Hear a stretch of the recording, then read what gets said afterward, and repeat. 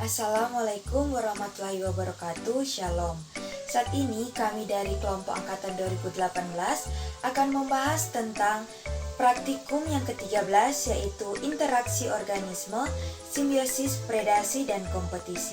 Tanpa lama-lama lagi, kita langsung ke videonya.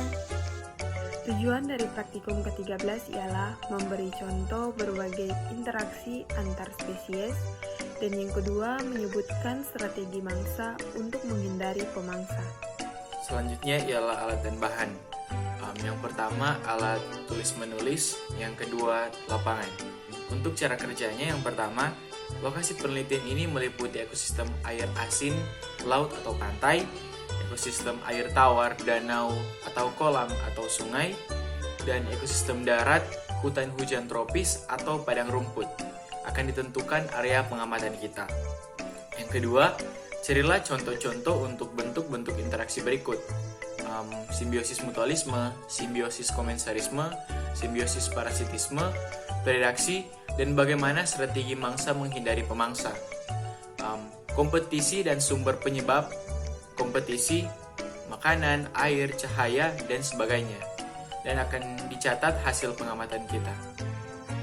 Simbiosis mutualisme adalah hubungan antara dua organisme yang berbeda jenis namun saling menguntungkan satu dengan yang lainnya. Nah, contohnya yaitu kupu-kupu dan bunga, di mana kupu-kupu mengisap nektar dari bunga dan timbal baliknya adalah bunga mendapat bantuan dari gerakan kupu-kupu dalam proses penyerbukan. Simbiosis parasitisme adalah hubungan antara dua makhluk hidup yang menguntungkan salah satu pihak dan merugikan pihak lain. Organisme yang mendapat keuntungan disebut parasit, sedangkan yang mendapat kerugian disebut inang. Contoh dari simbiosis ini adalah yang pertama cacing perut dan cacing tambang yang hidup di dalam usus manusia dan mengambil sari makanan yang masuk.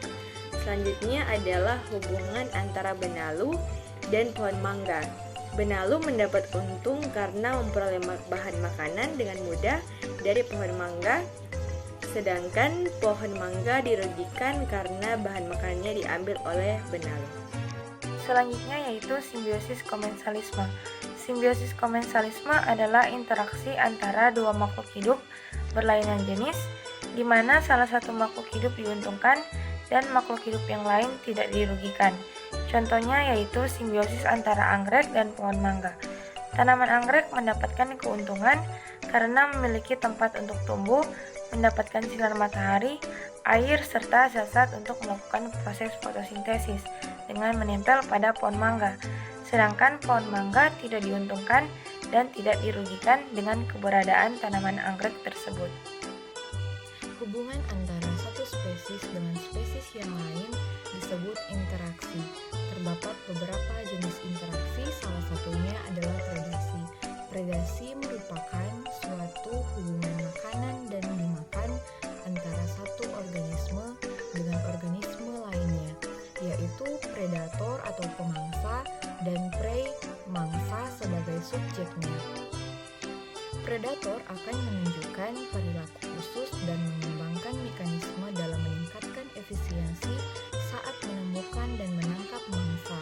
Perilaku tersebut dapat terlihat seperti pada seekor elang yang akan terbang rendah saat akan menerkam mangsanya.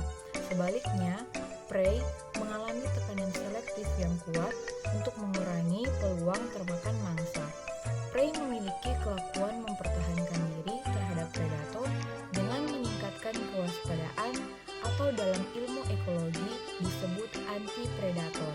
Berikut ini adalah strategi mangsa menghindari pemangsa. Yang pertama adalah lari berdasarkan jumlah atau waktu. Teknik pelarian prei dalam jumlah dilakukan dengan mengelompok bersama untuk mengurangi peluang salah satu individu kelompoknya akan terambil. Teknik berkelompok dapat meningkatkan upaya dalam menghindari predator dengan membuat pertahanan kelompok yang lebih efektif dibandingkan dengan pertahanan individu. Sedangkan pada teknik pelarian prei, berdasarkan waktu dilakukan dengan cara bereproduksi cepat sehingga predator tidak menekan pertambahan prei tersebut. Yang kedua adalah lari dalam ruang. Teknik pelarian prey berdasarkan ruang berkaitan dengan evolusi mekanisme dispersal jangka panjang yang lebih efisien dari predator dan kemampuan untuk lari dan bersembunyi. Pelarian dalam ruang memungkinkan terjadi apabila bagian dari habitat tidak secara efektif dieksploitasi oleh predator. Yang ketiga, lari dalam ukuran.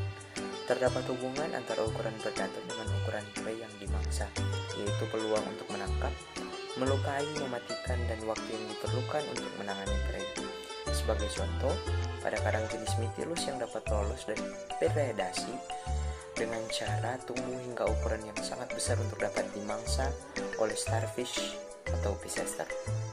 Yang keempat, lari dengan mekanisme pertahanan lain. Terdapat beberapa metode pertahanan lainnya seperti pertahanan kimiawi, mimikri, kamuflase, dan korelasi disruptif. Pelarian prey dapat dibantu dengan zat-zat kimiawi, misalnya kandungan alkaloid pada biji-bijian dari anggota Leguminosae yang berpotensi terhadap serangga. Sedangkan mimikri dilakukan dengan mengubah tubuhnya menyerupai warna sekitarnya, misalnya bunglon yang dapat mengubah warna kulitnya untuk menghindari predator. Lain halnya dengan kamuflase. Teknik kamuflase dilakukan oleh suatu hewan dengan berada di tempat yang memiliki warna atau corak yang menyerupai tubuhnya. Misalnya ular hijau yang berada di dedaunan hijau agar tidak terlihat. Apa itu kompetisi? Kompetisi merupakan jenis hubungan interspesifik yang terjadi antara beberapa individu dari spesies yang berbeda tetapi dari tingkat trofik yang sama atau untuk memperoleh sumber daya ketika ada permintaan aktif untuk sumber daya bersama yang dapat membatasi. Nah, dalam jenis hubungan ini, semua spesies yang terlibat dalam kompetisi dapat dirugikan dalam beberapa cara. Ingat, ekologi yang adalah studi tentang bagaimana organisme hidup berinteraksi satu sama lain dan dengan lingkungannya. Tapi, bagaimana organisme berinteraksi satu sama lain? Organisme berinteraksi satu sama lain melalui berbagai mekanisme. Salah satunya adalah kompetisi. Kompetisi atau persaingan merupakan hubungan antara dua individu atau lebih dalam memperebutkan suatu sumber daya, sehingga akan menyebabkan hubungan antara kedua individu tersebut akan bersifat merugikan bagi individu yang lain.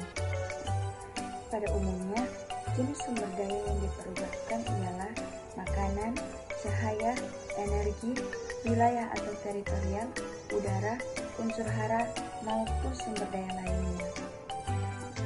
Cahaya harus diperebutkan untuk pemerolehan energi serta menjaga agar individu lain tidak dapat menggunakan atau berusaha mendapatkan sumber tersebut. Selanjutnya yaitu makanan. Makanan merupakan sumber daya yang paling banyak diperebutkan dengan cara menyingkirkan individu dari sumber suplai makanan serta pengambilan secara cepat atau kemampuan untuk mempertahankan persediaan makanan yang sedikit. Contoh makhluk hidup yang mengalami kompetisi. Yang pertama ada kompetisi antara singa jantan. Kompetisi yang terjadi antar singa jantan adalah persaingan dalam memperebutkan daerah kekuasaan dan juga singa betina. Seperti yang sudah diketahui, jika singa merupakan salah satu hewan yang sangat melindungi daerah kekuasaannya dan tidak ingin diganggu. Tujuan dari persaingan ini adalah untuk menjadi penguasa dalam daerah kekuasaan dan menjadi singa jantan utama dalam kawasan tersebut, sehingga hubungan antar singa jantan ini termasuk dalam simbiosis kompetisi. Selanjutnya ada kompetisi antar singa dan harimau. Dalam ekosistem harus ada hubungan antara komponen biotik dengan abiotik supaya tercipta keseimbangan dalam ekosistem.